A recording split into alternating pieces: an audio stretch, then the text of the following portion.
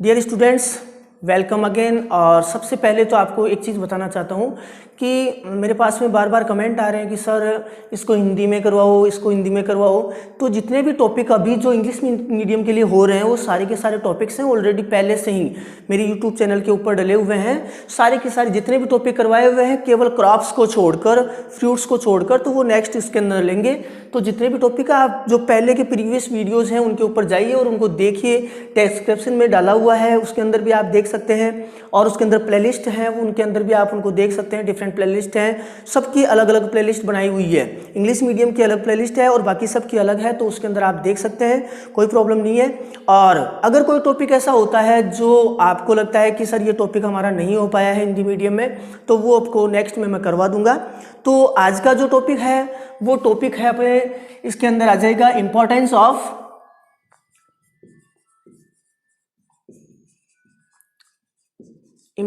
Of fruits and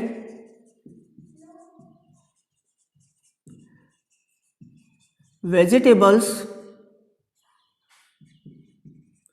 in human diet.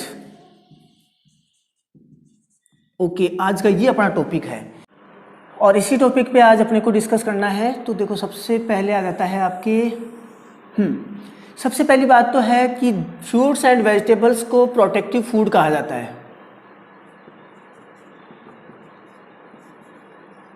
Protective food, और ये protective food क्या है? Fruits and vegetables. अब इनको प्रोटेक्टिव फूड क्यों कहा जाता है? इसलिए कहा जाता है क्योंकि इनके अंदर ये क्या है? Provide vitamins, minerals and other nutrients for human health। Okay, तो सबसे पहले तो बात आई कि आपके फ्रूट्स एंड वेजिटेबल्स को क्या कहा जाता है? प्रोटेक्टिव फूड कहा जाता है, क्योंकि ये क्या प्रोवाइड करवाते हैं? ये आपके विटामिन्स, मिनरल्स और other nutrients for the human health. अब आती है कि सबसे पहले अपन बात करते हैं इसके अंदर विटामिन्स।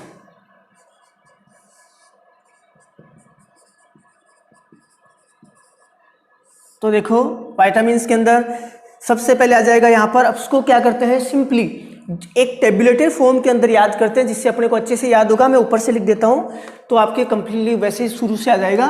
तो देखो, सबसे पहले विटामिन्स की बात करते हैं तो विटामिन के अंदर आ जाएगा आपके vitamin A.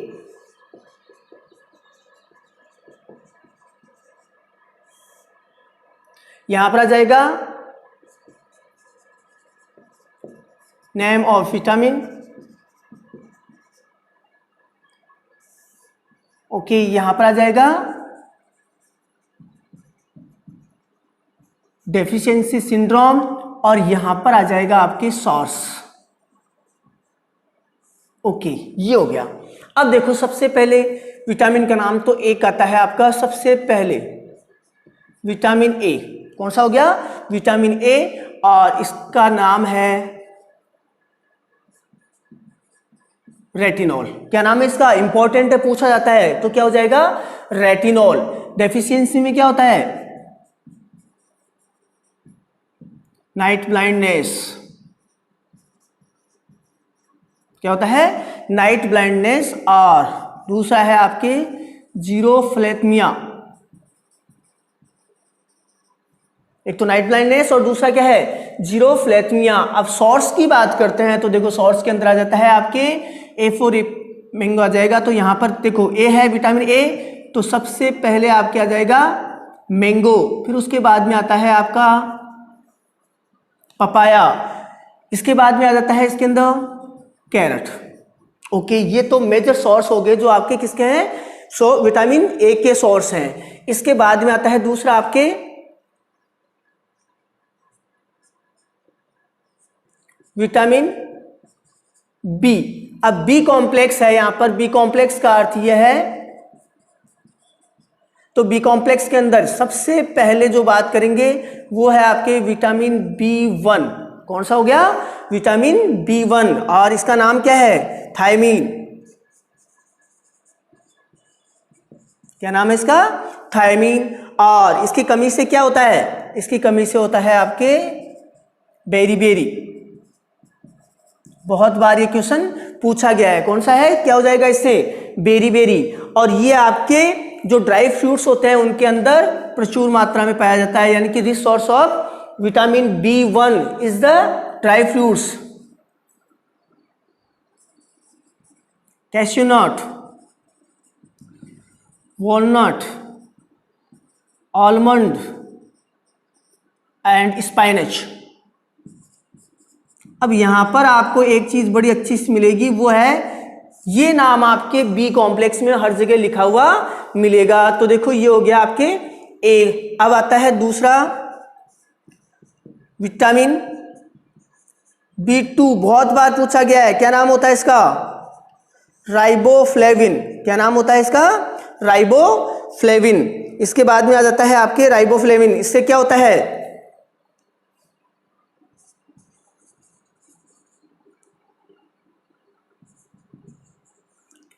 Cracking of lips and corners of mouth. इसके अंदर क्या हो जाएगा आपके? क्या आया? Vitamin B2। नाम क्या हुआ इसका? राइबोफ्लेविन। और इसके कमी से क्या होता है? Cracking of lips. और दूसरा क्या हो जाएगा? Corners, cracking of corners of mouth. और ये आपके किस में आता है? आपके सोर्स क्या है इसके? बील, पपाया। बील और पपाया। और इसके बाद में आता है आपके स्पाइनच। मैंने कहा था अभी आपके ये बी कॉम्प्लेक्स में हर जगह आपको मिलेगा स्पाइनच। इसके बाद में थर्ड वन है आपका विटामिन B3 और इसका नाम है आपके निकोटिनिक एसिड। क्या नाम हो जाएगा इसका? Nicotinic acid. और इंपॉर्टेंट है, पूछा जाता है एग्जाम में, क्या हो जाएगा? पेलाग्रा। क्या होता है इससे? पेलाग्रा। एक और है आपके एग्रीकल्चर के अंदर, जब अपन पढ़ते हैं तो हमेशा ध्यान रखना, पेलाग्रा जब आपकी जवार की और मेज की बात आती है तब भी पेलाग्रा अधिक मात्रा में खाने वालों को होता है। तो क्यों हो जाता है? क्योंकि उसके अंदर ल्यूशिन की मात्रा ज्यादा पाई जाती है। तो अगर ल्यूशिन ज्यादा होगा तो भी कौन सा रोग हो सकता है? पेलाग्रा रोग हो सकता है। तो विटामिन B3 का नाम क्या हो गया? निकोटिनिक एसिड हुआ। और इसकी कमी से पेलाग्रा। और ये किस में होता है? कॉलीफ्लावर। किसके अंदर होता है? कॉलीफ्लावर के अंदर मोस्टली पाया जाता है। अगर आपके अल्प मात्रा में देखें तो स्ट्रॉबेरी में भी होता है। तो सोर्स क्या हो गए? कॉलीफ्लावर और स्ट्रॉबेरी। और विटामिन B3 का नाम क्या हुआ? Nicotinic acid. इसके बाद में अगला आता है आपके, इसमें नहीं आएगा, अपन नेक्स्ट लिखते हैं आगे ऊपर की तरफ। तो अब इसके बाद में आता है आपके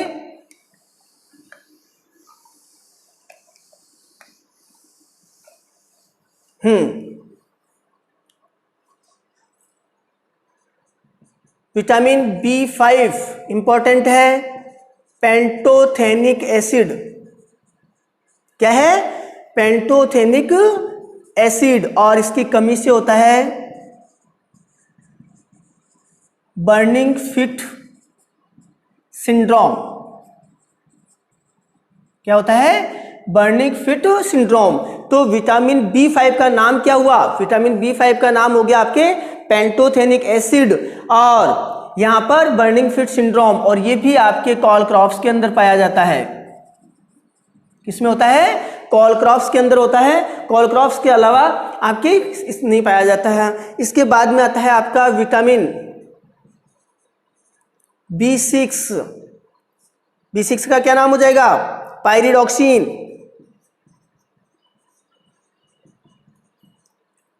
पायरिडॉक्सिन। और इसका नाम हो जाएगा आपके, क्या आ जाएगा?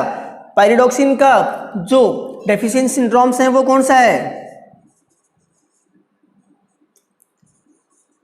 डर्मेटाइटिस। कौन सा है? डर्मेटाइटिस, यानी कि स्किन प्रॉब्लम्स।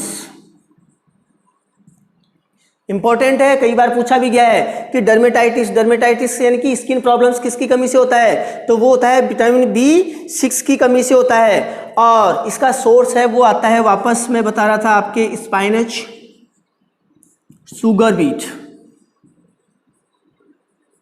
स्पाइनच और शुगर बीट इसका सोर्स है। इसके बाद में आता है आपके विटामिन B12, इंपॉर्टेंट है, बहुत बार इसका नाम पूछा गया है, साइनोकोबालेमिन, यानी कि विटामिन B12 जब न्यूट्रिएंट्स पढ़ते हैं तो न्यूट्रिएंट्स के अंदर पढ़ते हैं कोबाल्ट, विटामिन B12 का क्या है, मुख्य घटक है, तो यहां पर क्या आ जाएगा, साइनोकोबालेमिन। और इसकी कमी से क्या होता है, एनीमिया, क्या हो जाता है, एनीमिया होता है। और ये आपके एक इंपॉर्टेंट है कि जो साइनोकोबालेमिन है, विटामिन B12 है, विटामिन B12 केवल और केवल क्या होगा, सारे के सारे वेजिटेबल और सोर्स होते हैं सभी विटामिन के, लेकिन यहां पर क्या आएगा, ओनली एनिमल फूड, क्या होगा, ओनली एनिमल फूड, यानी कि जितने भी एनिमल प्रोडक्ट्स होते हैं, चाहे आपके दूध हो, अंडा हो, मांस हो, उनके अंदर कौन सा होता है, साइनोकोबालेमिन। इसके बाद में नेक्स्ट जो आता है वो है आपका विटामिन C, ये तो क्या हो गया, विटामिन B कॉम्प्लेक्स। अब आता है विटामिन C, तो देखो ये हो जाएगा आपका थर्ड, विटामिन C, क्या नाम होता है इसका, एस्कॉर्बिक एसिड, क्या नाम होता है, एस्कॉर्बिक एसिड। और बहुत बार पूछा भी गया है इसकी कमी से, यानी कि डेफिशिएंसी सिंड्रोम कौन सा है, स्कर्वी, कौन सा है, स्कर्वी, और वेल नोन है, इसमें बताने की जरूरत नहीं है। ये किसमें होता है, बारबेडोस चेरी, अनोला, इधर लिख देता हूं मैं आपके, अनोला, क्या नाम है अनोला का, इंडियन गूसबेरी, इंडियन गूसबेरी ये कहा जाता है। इसके बाद में आ जाता है आपके सिट्रस, गुआवा, चिली, ओके। तो बारबेडोस चेरी, सबसे ज्यादा विटामिन C किसमें होता है, बारबेडोस चेरी के अंदर होता है। उसके बाद में आंवला, जिसको इंडियन गूसबेरी भी कहते हैं, और इसके बाद में सिट्रस, गुआवा और चिली। अब आ जाइए आपके फोर्थ नंबर पे, तो फोर्थ पे आ जाएगा आपके विटामिन D, और इसका नाम क्या है, कैल्सीफेरोल, क्या है, कैल्सीफेरोल। और विटामिन D की कमी से आप जानते हैं कौन सा रोग होता है, रिकेट्स, और दूसरा होता है ओस्टोमेलेसिया। चिल्ड्रंस के अंदर अगर उसका नाम है तो वो क्या हो जाएगा, वो है आपका रिकेट्स। और एडल्ट्स में होता है हड्डियों का कमजोर होना। रिकेट्स क्या काम, रिकेट्स का क्या काम है, रिकेट्स के अंदर क्या डेफिशिएंसी सिंड्रोम क्या होगा, इसके अंदर जो सिम्टम दिखाई देते हैं हड्डियों का कमजोर होना, चिल्ड्रंस के अंदर उसको रिकेट्स कहते हैं। आपने देखा होगा जो चेस्ट निकल जाती है बच्चों के अंदर, ये पीठ निकल जाती है, उसको कहते हैं रिकेट्स, तो ओस्टोमेलेसिया। और इसका सोर्स है ओनली, ये कब सिंथेसाइज होता है, सिंथेसाइज्ड बाई सनलाइट, यानी कि ह्यूमन बॉडी के अंदर कब सिंथेसाइज होगा, जब आपके सनलाइट होगी। तो सनलाइट इसका क्या है, सोर्स है। और इसके बाद में आता है विटामिन E, टोकोफेरोल, टोकोफेरोल आ जाइए। और ये क्या है आपके, cause stability in human beings, okay. यानी कि स्टेबिलिटी काज करने का काम कौन करता है, वो करता है टोकोफेरोल, विटामिन A, नाम भी इसका पूछा जाता है, इसको भी आप अच्छे से याद कर लीजिए। तो स्टेबिलिटी काज करने का काम कौन करता है, टोकोफेरोल। और इसका जो सोर्स है वो क्या है, एक तो है आपका स्वीट कॉर्न, ओके। अब बात आती है सब वेजिटेबल्स या फ्रूट्स तो देखो इसमें आपके स्वीट कॉर्न, क्योंकि कुछ विटामिन ऐसे होते हैं जिनके सोर्स फ्रूट्स और वेजिटेबल्स नहीं होते। और दूसरा यहां पर आ जाता है, ये ध्यान रखना, ये सबसे इंपॉर्टेंट है,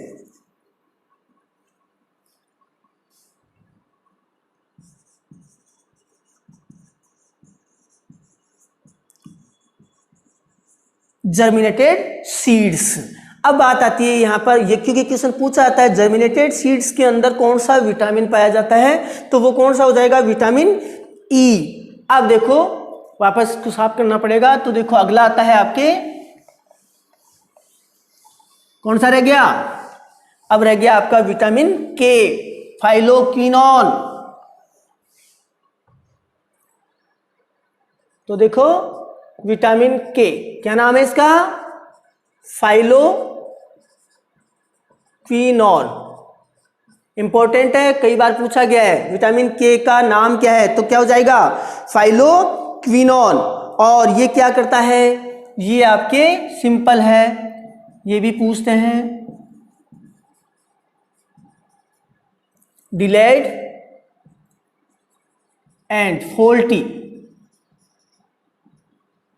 ब्लड क्लॉटिंग।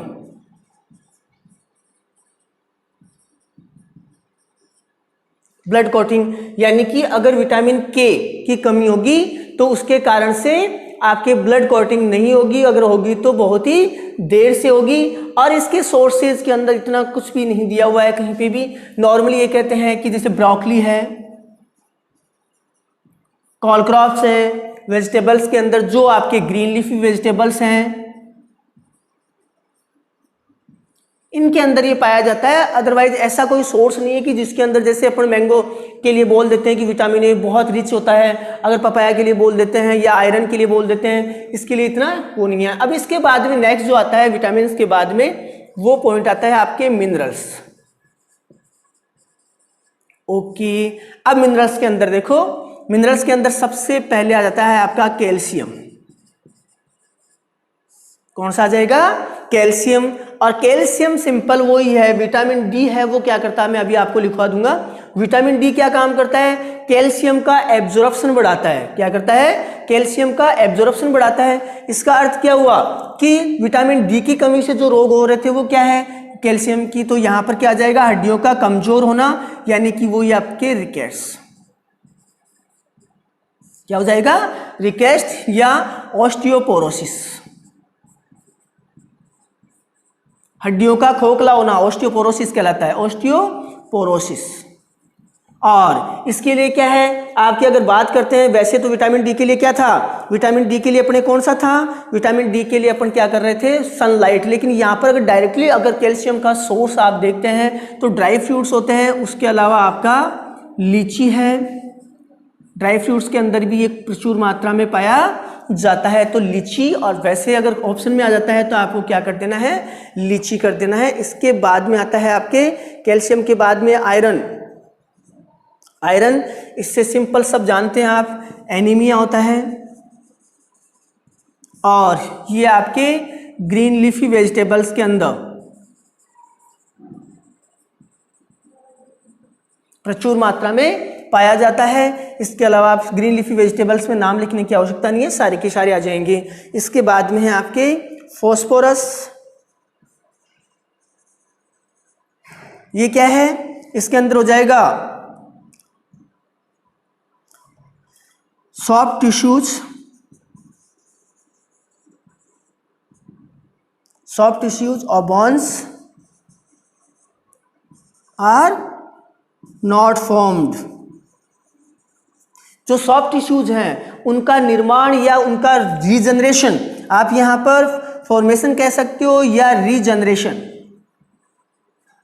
उनका रीजनरेशन है वो रुक जाता है। और ये भी आपके क्या है, जितनी भी ग्रीन लीफी वेजिटेबल्स हैं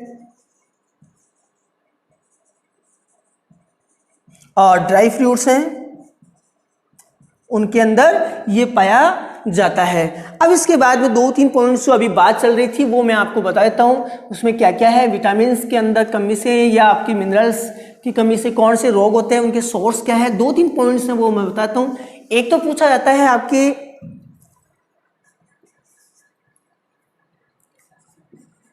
प्रोक्यूजो ऑफ विटामिन ए।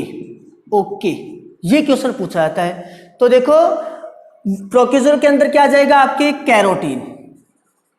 क्या जाएगा, कैरोटीन। और आपको पता है कि गाजर भी विटामिन ए का सोर्स है और मैंगो भी विटामिन ए का सोर्स है, लेकिन आप अगर देखोगे अगर गाय के दूध में देखें तो कैरोटीन, वो भी विटामिन ए। तो यहाँ पर विटामिन ए का प्रक्रिया यानी कि कैरोटीन से ही विटामिन ए का निर्माण होता है। तो एक तो ये आ गया। दूसरा आ गया आपके एंटी स्टेलिटी विटामिन, अभी बात की थी। तो ये क्या हो जाएगा आपके, विटामिन सी। कौन सा, सॉरी विटामिन ई। कौन सा हो जाएगा, विटामिन ई। इसके बाद में आ जाता है एंटीऑक्सीडेंट।